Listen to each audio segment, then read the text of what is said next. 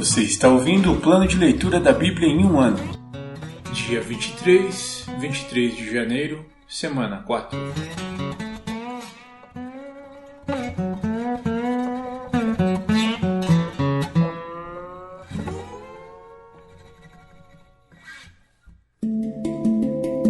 Novo Testamento.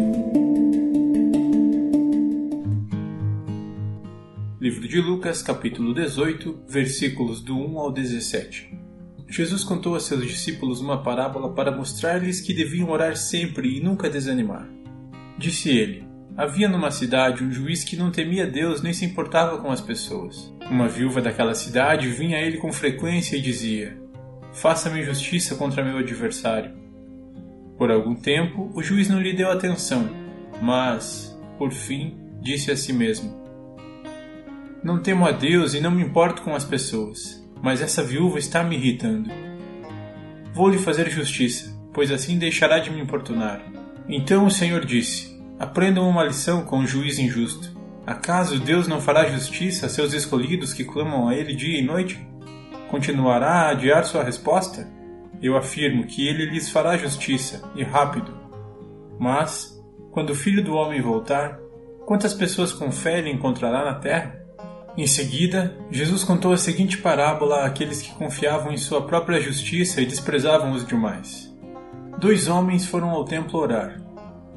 Um deles era fariseu e o outro, cobrador de impostos. O fariseu, em pé, fazia esta oração: eu te agradeço, Deus, porque não sou como as demais pessoas, desonestas, pecadoras, adúlteras.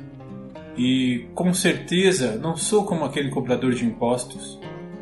Jejuo 2 vezes por semana e dou o dízimo de tudo que ganho. Mas o cobrador de impostos ficou à distância e não tinha coragem nem de levantar os olhos para o céu enquanto orava.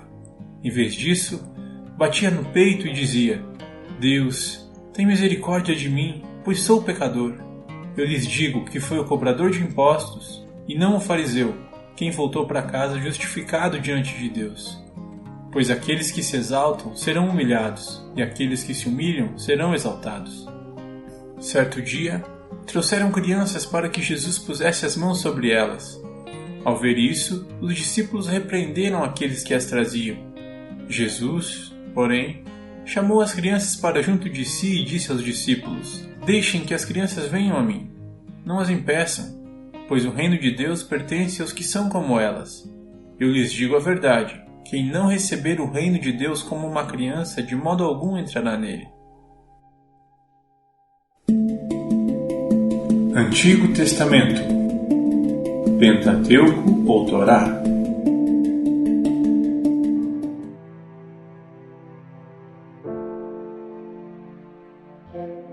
Livro de Gênesis, capítulo 29, versículos do 31 ao 35.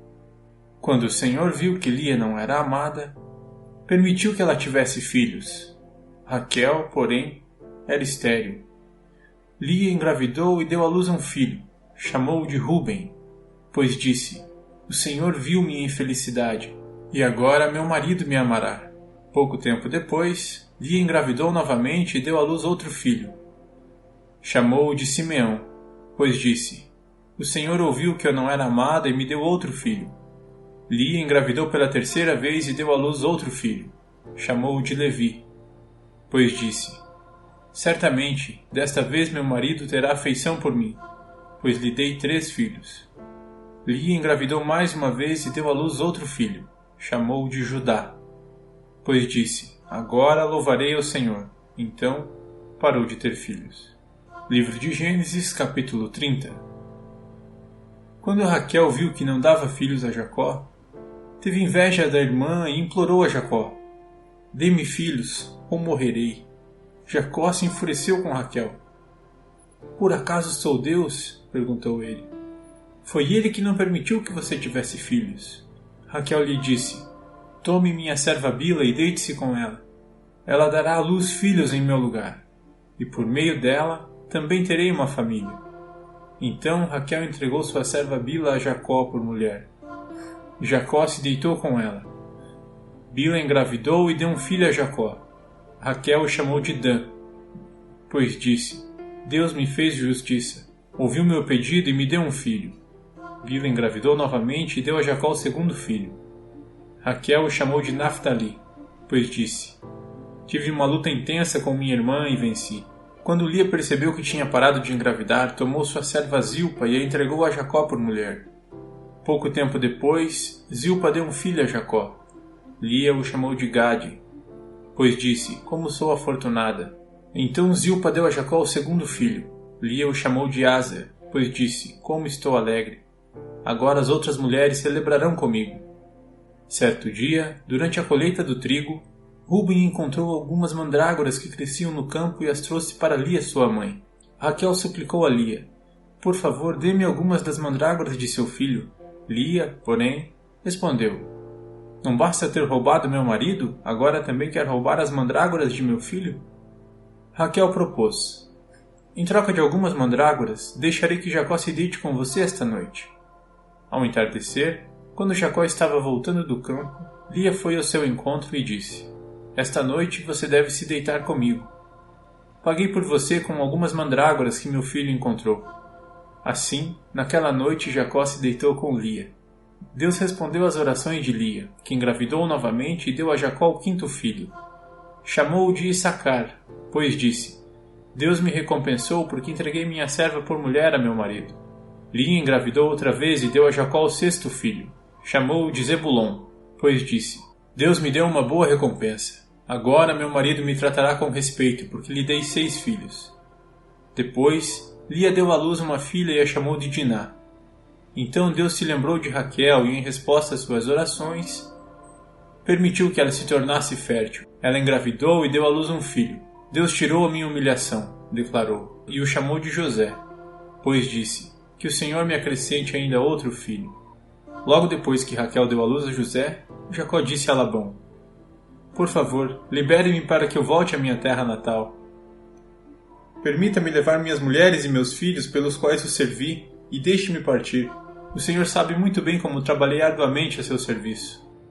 Labão respondeu: Se mereço o seu favor, fique. Eu enriqueci, pois o Senhor me abençoou por sua causa. Diga-me qual será seu salário e, qualquer que seja o valor, eu lhe pagarei.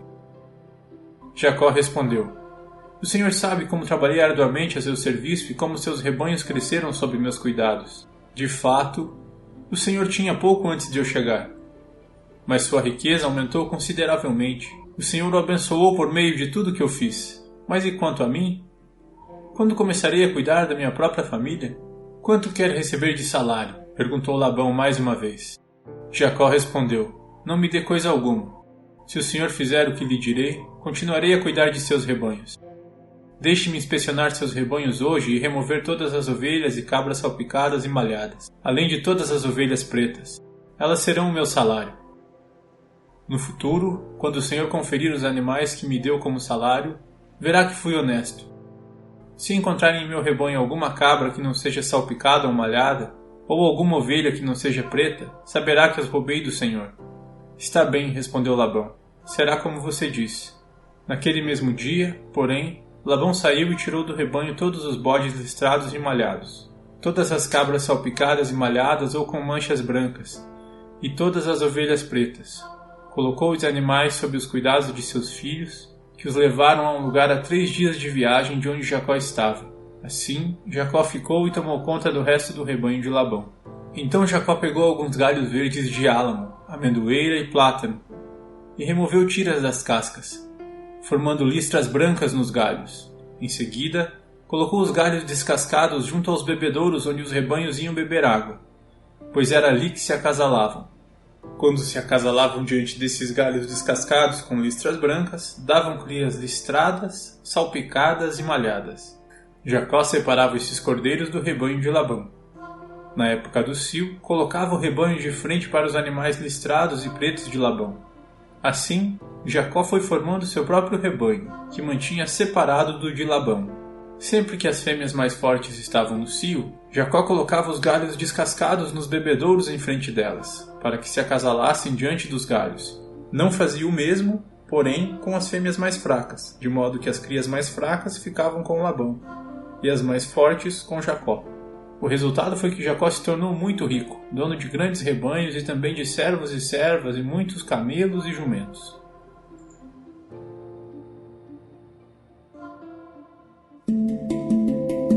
Livros poéticos. Livro de Salmos, capítulo 23. O Senhor é meu pastor, e nada me faltará. Ele me faz repousar em verdes pastos e me leva para junto de riachos tranquilos. Renova minhas forças e me guia pelos caminhos da justiça. Assim, ele honra seu nome. Mesmo quando eu andar pelo escuro vale da morte, não terei medo, pois tu estás ao meu lado.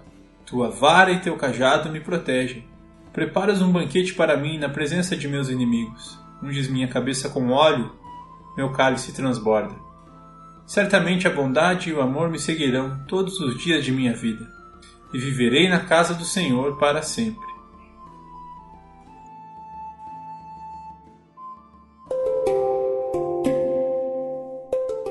Versículo da semana.